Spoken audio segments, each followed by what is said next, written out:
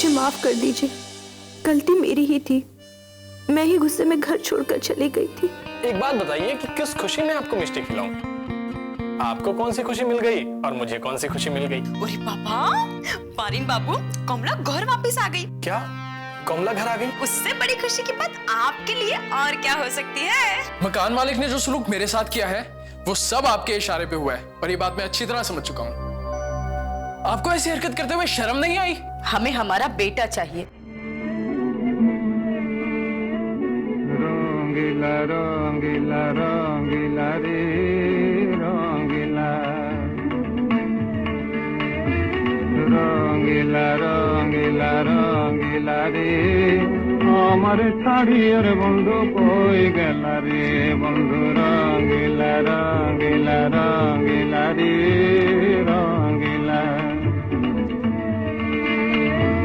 কই গেলা রে বন্ধু কই রইলা রে কই গেলা রে বন্ধু কই রইলা রে আমারে ছাড়িয়ে বন্ধু কই গেলা রে। जी बाबा। तुम्हें पता है कि मेरी आधी बीमारी खत्म होने की क्या दवा है? बहुत सिंपल है, मैं खुश तो आप खुश। बिल्कुल सही पहचाना तुमने। तुम्हारी खुशी में ही मेरी खुशी है, और अगर मैं खुश हूं तो समझो कि मेरी बीमारी भी खत्म। इसका मतलब ये नहीं बाबा कि आप फिर से अपनी मनपसंद चीजें खाना शुरू कर दे। बाबा, अपने आप को संभालना पड़ेगा आपको। और वैसे भी अब तो मैं ज्यादा दिन के लिए इस घर में रहने वाली हूं नहीं। बहुत इंतजार किया है ना तुमने रमेश का, बहुत रोई हो तुम उसके बिना। अब ये कहने का तो तुम्हें पूरा अधिकार है। खुश रहो बेटी, खुश रहो। बस बाबा, आपका आशीर्वाद ही मेरे लिए सब कुछ है। थोड़ा आशीर्वाद मुझे भी दे दीजिए बाबा। दे दीजिए बाबा, मेरे हिस्से का आशीर्वाद भी इसे दे दीजिए। तुम्हारी प्रॉब्लम क्या है? जब देखो टोंट मारती रहती हो। कमाल है बाबा, मैं जब भी इससे अच्छी बात करती हूँ इसे बुरा ही लग जाता है। देखो, मेरा ख्याल है कि तुम अपने कमरे में जाओ और जोगिन तुम अपने कमरे में जाओ, वरना तुम दोनों तो यही लड़ने लग जाओगे। देख रहा हूँ बाबा, जब से रमेश आया है तब से बॉडी बहुत प्राउडी हो गई है।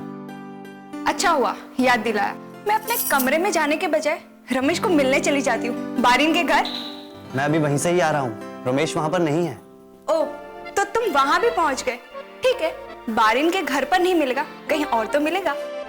बाय जोगिन, मैं आती हूँ।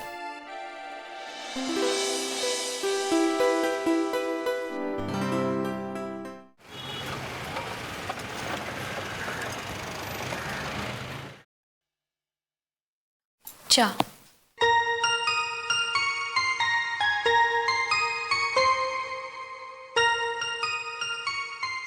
कुछ कहना था आपसे। बोलो। वो डॉक्टर बाबू है ना, वो बेचारे काफी तकलीफ में हैं। कैसी तकलीफ? डॉक्टर बाबू जिस मकान में रहते हैं उस मकान का मालिक अचानक रात को घर आकर कहने लगा, मुझे अभी के अभी मकान खाली चाहिए। डॉक्टर बाबू ने उससे बहुत विनती की, मगर पता नहीं क्यों उन्हें मकान खाली करवाना है। उन्होंने घर लेने के टाइम पैसे वगैरह कुछ तो दिए होंगे, एग्रीमेंट बनाया होगा। इतना सब कुछ तो मुझे पता नहीं है, इसलिए तो मैं आपसे कह रही हूँ कि आप वकील बाबू हैं, कोशिश करके देखिए, कुछ हो सकता है। बिल्कुल देखूंगा। डॉक्टर साहब मुझे एक अच्छे इंसान लगे, तुम चिंता मत करो, मैं उनकी मदद जरूर करूंगा। ठीक है?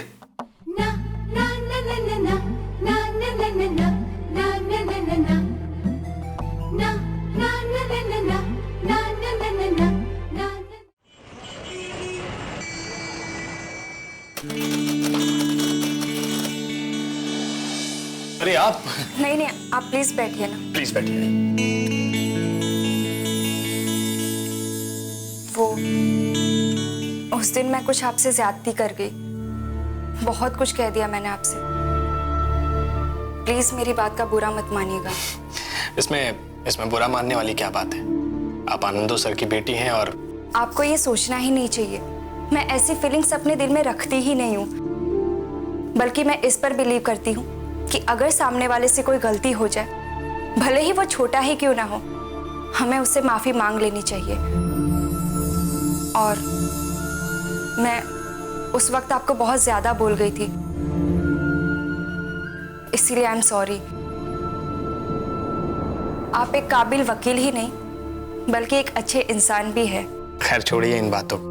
अब बताइए क्या लेंगी, चाय कॉफी? नहीं, कुछ नहीं। एक्चुअली मैं रमेश के लिए यहाँ आई हूँ। कहाँ है वो? वो बस आता ही होगा। कोई संदेश हो तो कह दीजिए, मैं उसे बता दूंगा। मैं इंतजार कर लूंगी उनका। मैं उन्हें यहाँ लेने आई हूँ। रमेश ने आज तक किसी भी संदेश पर कोई अमल नहीं किया और न ही किसी का कोई जवाब दिया। कहाँ ले जाना चाह रही हैं उसे? रमेश को आ जाने दो, आपको अपने आप पता चल जाएगा। अब रमेश को आने में न जाने कितना वक्त लग जाएगा। जैसे वो आएगा मैं उसे आपके पास लेकर आऊंगा। आप यहाँ पर बैठकर इंतजार करेंगी, अच्छा नहीं लगेगा। रमेश का ही तो इंतजार कर रही हूँ, इसमें कौन सी बड़ी बात है। रमेश मेरी जिंदगी में कितने मायने रखते हैं ये आप तो अच्छी तरह से जानते हैं। कमला को छोड़कर कैसे चला जाऊं, समझ में नहीं आ रहा यार। कुछ समझ में नहीं आ रहा कि क्या करूं क्या ना करूं। हालात कुछ ऐसे बन गए हैं कि कमला को छोड़कर मुझे जाना ही होगा हेम के पास।